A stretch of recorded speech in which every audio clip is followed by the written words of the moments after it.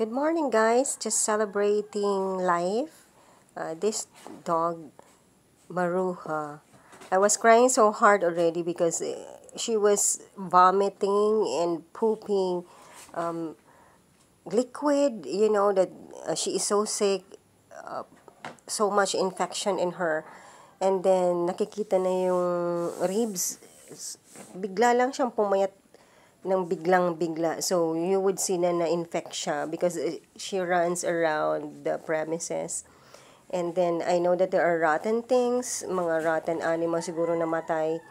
And, kumakain po kasi siya noon. So, we could imagine the infectious virus that went inside her body. So, I was crying already because I could not see her any longer. So, sabi ko, baka she went somewhere na namatay na. And then, when I saw her, I really cried out to God na, thank you, Lord, that she's alive. And I did everything that I can.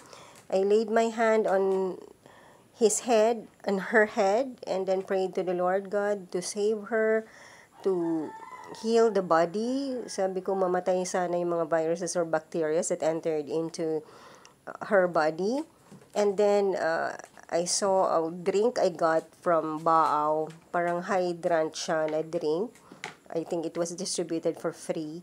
So, nanghingi ako doon kay tatay doon sa isang tindahan. He gave me two. The other one I gave to my companion here. So, what I did was to open the drink and then pinilit ko po siyang mag-inom noon. And then just prayed so hard. Ayaw niyang kumain. Dati nakikipag-agawan siya sa pagkain. So, you know that something was wrong with her. But you know what, guys? After a day or two, ayun, nagbalik po yung kanyang saya. Nakikipag-agawan na siya kay Princess Lourdes sa pagkain. I was just so happy. God is really faithful, no? He listened to my prayers, and as He said, He has given me favors, no? That nakakahil po tayo, but He said that there are people na hindi nahihil because they lack trust, no? They question, who am I? So, hindi ko pwede talagang i-insist, no? And even volunteer na. But sometimes, sa awa ko kasi, gusto mo bang magpagamot? Kailangan na mag-trust yung tao, even if you have sinned, even if kasi yun ang sinabi ni God sa akin, no? That, if I would just pray for people from a distance, na wala silang ginagawang pagpapatawad at paghingi ng tawad kay God at pagbabago ng lifestyle, hindi sila magagamot, or perhaps magagamot sila ng matagal na panahon. There are purifications required. And yun daw ang difference, sabi ni God. Pag ako within my hands na bless niya, because I've asked for it talaga, guys. So makakahil daw ako, but sana makakapag-counseling din sa akin. That's why sometimes, if I lay my hand on certain person, may mga pinapakita po yan si Lord sa akin, no?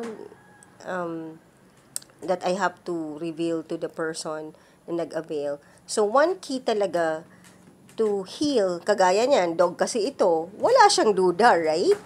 Wala siyang duda, that's the logic, and pareho tong dog na to, survivor, no? Pasensya na kayo, may hanger pa.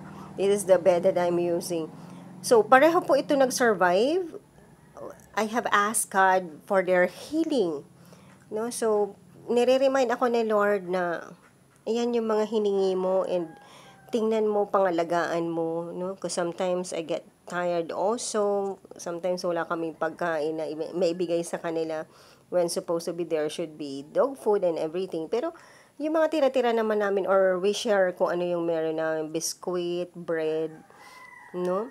So, pag napapagod ako, yun ang nire-remind sa akin ni Lord, no? Na you prayed for this dog to survive, no? Sana hindi ka napapagod with the poop and the peas, no? And feeding them, and I have to take shower, kumbaga, I have to shower them up, kahit po minsan malamig, no? Because the virus is there, no? Wala tayong mga pang spray. Sometimes, I make mga spray na may Sunrox, and it helps. Especially na natutulog po yan, nakatabi ko dito. So, this is one story of miracle and really fact of who God is and what He does, no? If we are faithful or at least struggling to be faithful to Him, hindi man ako perfect, guys. Maraming pagkakataon kasi na iniiyak ko yan kay Lord if I know na nasaktan siya, not only the fear of going to hell, no? And the Lord could see us. The tears is an offering to the Lord God. And I want to encourage you, that's why sabi ko kay Lord, I'll try to recruit people to seek you, obey you, love you, and serve you. So ito po yung mga stories na actually ito din yung sinasabi sa akin ni Lord, that people may know Him, even Jesus Christ, with situations na mahirap, mga disasters, that who is He, no? And who are we to really offend Him, continuously disobey Him? So, I am encouraging everyone right now to pause and ask the Lord God, kung yung mga ginagawa mo ba sa opisina pinagtatrabahuhan mo, is it pleasing to the Lord God, our Creator? No? I have healed these 2 dogs.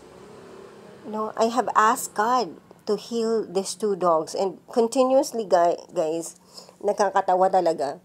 Na the other day when I was praying, this is Princess Maruha. He would usually poke me like that. Not only poke, actually, talagang practically scratches me to catch my attention, no? Usually when I'm eating something, no? Ang sakit-sakit niyan makaano kasi ang haba ng kuko. I do not know yet how to cut. Anyway, ang sakit niyan. And then I was just surprised that one night, or one afternoon, I was praying already the rosary and mentioning petitions, no? Intentions for the prayer pack. Ay, nako guys, ginawa niya, nag-scratch ulit siya. And I was like surprised, what? I don't have food right now in my hand. So, you know what, when I focused, yun po yung message na pumasok sa akin from her mind, that kami naman, Mami, parang sinasabi niya, include ko daw siya sa prayers with regards to health. Tapos when I checked, medyo mainit. Yung ganun, guys. Grabe talaga. Amazing, and it's so fun. It's great and pure fun to know about God and the realities of His creation. Na-imagine mo tong dog na to. Dog yan. I could hear her say, Mommy to me, Ma. Minsan, Net, no? May pangalan. Eh, yun talagang pinaka so far na talagang na-amaze talaga ako. Na yung sinabi niyang, pagaganyan niya sa akin, tinitingnan ko siya, what? Pag sabi ko, I don't have food on my hand. Kami din, Mommy. Prayer din. Sinasabi niya that she is not feeling well. Tingnan niyo, guys. The virus is really on. They are sluggish, no? So, I pray over every day and I try to wash them up every day. And try to ask continuously the petition. But I'm also praying, guys, for people. When I pray over sa kanila, I try to ask God, sana lahat din, Lord, ng mga tao sa mundo na nangangailangan ng pray over ko, na wala dito, and who's willing to be healed, and of course, other pets in the whole world, and, the dogs all over the world. So that's it, guys. I've been meaning to have this vlog about these dogs. May spirits po yung mga animals, but I need to remind other people, especially some of my classmates, na nakita ko mga post nila that they are saying that their dog's soul is already in heaven. No. They have soul right now. Like you could see, they are alive. They have a soul. Pati po yung plant. Ayan, yung plant na yan. They have a soul. But once they die, no more.